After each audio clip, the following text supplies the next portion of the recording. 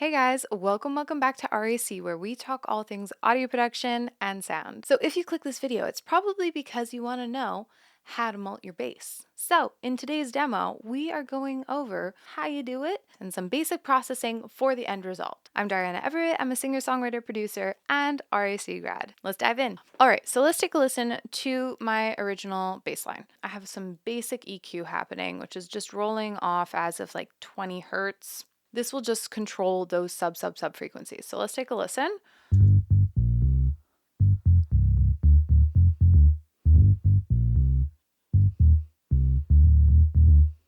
Okay, cool. Relatively simple. We're not going to do too much to it. But if I were to process it, I would do some pull tech. So this one we have here, I'm doing a little boost at 100. I am doing, what else am I doing? Yeah, I'm basically just boosting at 100. I then will do another pull tech where I'm going to boost at 1,000, pull about 300, and that. So let's listen to just the first pull tech. Again, without it. You're getting a lot more volume as well as a little bit more tone control. And now let's bring in that mid boost or like high mid boost and that low mid control. Bypassed. Okay, and then what I would do is we have a kick going. This is a random kick. I'm going to be switching it out. This is for my song Heaven is a Jungle. I'm in the process of producing it and I'm playing around with different things. So this is just, I'm not keeping this kick. But yeah, anyway, so let's say we have both playing at the same time. They're really competing with each other. And so I'll use Soothe. It's my favorite sidechain. See how much that breathes. Again, I have like a very fast attack, so it captures the transient of the kick. And then I have a relatively fast release. It's not like super fast. It's like a medium fast release. So we have that. And then we have an option to add some tone. So let's say we're adding a bit of tone, which is the RC20. I have something called Bass Talk on. Overall, I find this fun. But again, we're getting a little bit much in that like muddy situation happening. You know? And it's taking up a lot of space because this is adding distortion on all of the frequency bands, which is not what we want. So now we're working with the bass low. So what is the bass low? Basically, I've taken the main take here. You know what I can do? I can make these different colors so they're easy to spot. But let's say not cute, cuter. Okay, cool. Now that we have that visual distractions away, we're going to focus on the low. So what's happening in the low? We are EQing. So we're basically doing a band pass. So that's a high pass and a low pass happening at the same time. And we are doing, again, that sub frequency that we took out in the main original take. And then we're doing a low pass, and that's happening at around, what is that, like 200, 215? Normally I start this around 350, and that's kind of what Dave Pinsato and Jason Joshua, when I went to see Jason Joshua at Abbey Roads, he talked about this. And he said, like, rule of thumb, you kind of start at 350 and then you play around depending on what you need to control. So let's take a listen to this low end. I'm going to try to get it from the same spot. I don't remember where the loop was, but it was probably something like that. So really, we're getting those subby low end, right? We're getting almost no detail. Because when it was at 350, you're hearing so much. Listen. Much too much. And I really want to isolate those lows to get the most control over it. Okay, so it's like roughly about that. Okay, and then what I'll do is I'll add in the pull tech. So this one we are doing a boost at 30. So we're getting those sub frequencies punching and the fundamental underneath the kick happening. And then we have the attenuation. So that one's well attenuated. Listen. That shapes it. Wow, right? Again, guys, if you're not listening with headphones or if you have like the audio selection stabilization on YouTube, take that off because you're not going to be able to hear this properly. So we have that going. So we have the pull tech, and now we're going to add in the R bass. R bass, this does add some juice and volume. So I'm aware that it's adding gain. I don't mind. We're going to really boost this low, get it nice and juicy. Without it, with it. Nice. We're getting a little bit of distortion in there. I have the frequency at 72. I find this kind of sounds great. And I'm trying to get a little bit more of the subs happening just because we're going to be focusing on the mids next. Okay, so again, without, and then with, and then look, we have the same soothe happening, right? And then when we put the kick, it moves out of the way. And that low end is tight. That's feeling tight to me. Okay, next up, we are going to work on the mids. So let's see what's happening in these mids. Again, we have a bandpass again, which is this is like midi mids, right? I'm even going like opening up the upper frequency band, so you're not doing such a closed band pass, because I'm trying to creep it up and I want to be focusing a lot on the high mids and having like a nice blend between when we do the bass highs. But yeah, so we have this going. I'm gonna add in a pull tech again. So this one is the MEQ, and we are boosting 700. Nice. And then we're dipping again around 300. I'm going to make space because with this bass, I really want it tight and I want it controlled. So that, and then we are also going to be adding in Lux. Lux is from Clevgran. I love them. And now listen.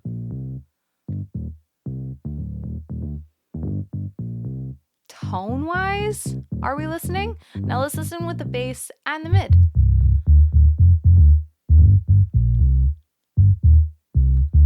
Not bad, right? That tone is making it, right? And now let's listen to it without the Lux and the low.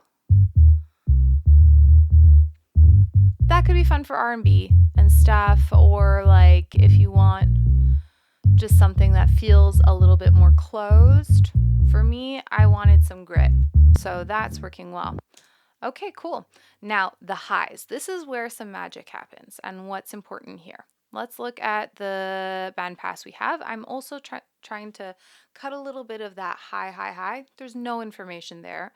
In general, what I'm trying to do with the bass and the kick, if it's not already at 16 kilohertz, I will sometimes downsample it. I will EQ it. I like those to sound a bit more dark.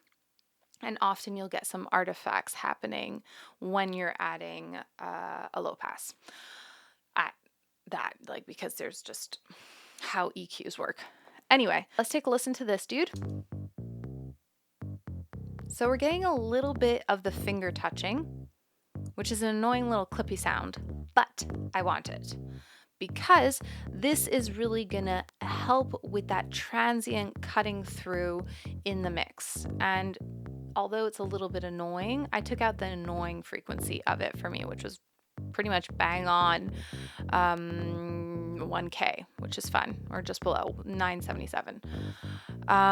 Yeah, so let's take a listen to what we'll do. We'll again use Pultec. Pultec is kind of my go-to when dealing with low end. There's what's his name? Bob Powers, the Bob Powers trick. Anyway, it's the Pultec trick.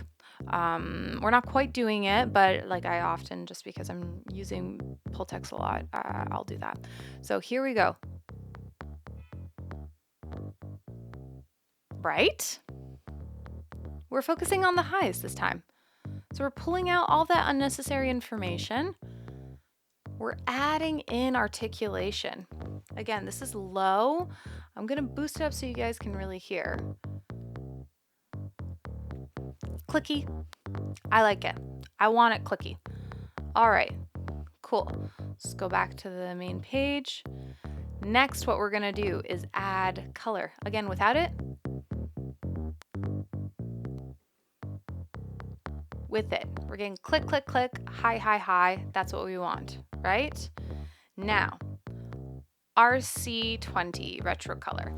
This is a great, I think I talked about it in plugins to add saturation. I did a video on top saturation plugins. I think it's in that one. And again, I'm using the same one I used on just the original, which is bass talk. I thought it was a good starting point. I adjusted it. And as we can see, let's take a listen.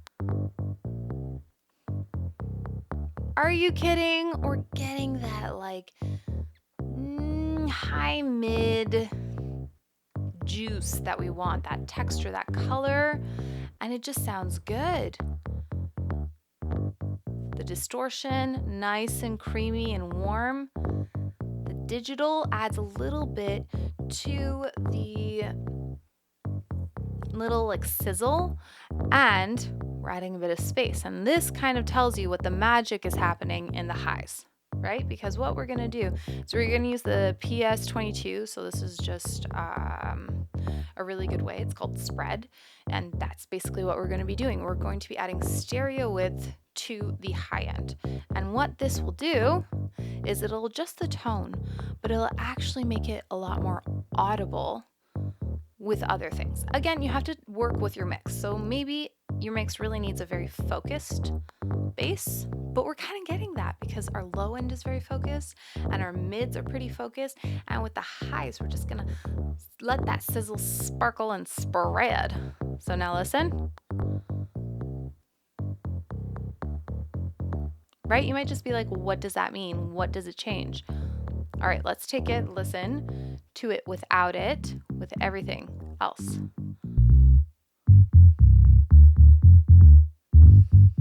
That doesn't sound bad. And this is going to translate, or should translate quite well. Now let's listen to it with the spread. Are you hearing how much more loud and perceptible that is? And now let's listen to it with the kick.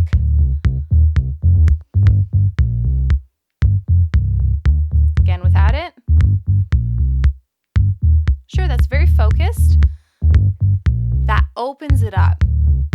We don't want to crowd the center when we don't need to. That's crowding it. My voice will be competing with it. This is automatically making some space. We love that. Okay, so now let's compare to the other one. See, this is just a solo altogether. We're getting the RC20. It's fun, it sounds thick. However, we don't have any control and we're getting a lot more honk happening. Now let's go back to the other ones. I don't know if it's just me, but I find that sounds a lot more refined, clean, mix, and ready to go. It creates space, adds texture, it's gonna pop.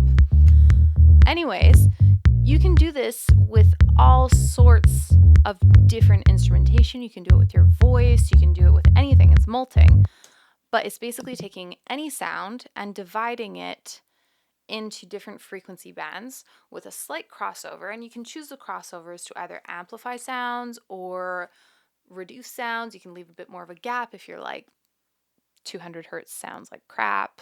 Let's remove that. You create a little bit of a space. But what this does is it allows you to then treat each part of the sound differently, kind of like a multi-band compressor or multi-band EQ. However, because the transients are different, it really it just works. It works so much better. You have so much more control. I love working like this. It does take up more space, but then you can like print it and you be good. You know what I mean? All right, guys, that's it for this video. I hope the demo was audible and you were able to hear it over YouTube's compression. But yeah, so that is multing. You can mult pretty much any sound source that has a wide frequency range: synth, bass, guitar, voice, whatever. I have a few of these demo videos that I've been working on, and I want to make sure it translates well, it's fun to watch. Let me know.